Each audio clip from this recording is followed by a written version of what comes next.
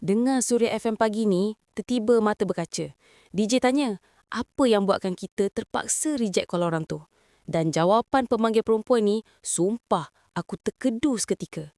Rupanya, dia terpaksa reject call ayah dia. Mungkin sebab dia masih terasa ditinggalkan seorang ayah, so aku tercik. Sebenarnya, ayah akak ni hidup lagi. Akak ni cerita, mak ayah dia bercerai masa di umur 3 tahun.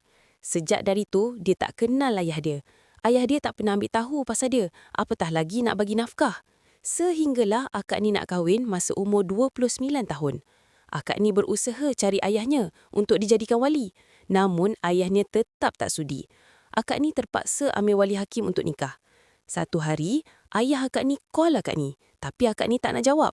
Lepas tu kan, DJ tanya, seandainya ayah awak tengah dengar Suria FM sekarang dalam kereta, apa pesanan awak pada ayah awak? Akak ni jawab sambil sebab, kalau ayah dengar, saya nak ucap terima kasih jadi ayah saya. Saya pinjam nama encik dalam IC dan surat beranak saya je. Weh, meleleh air mata aku.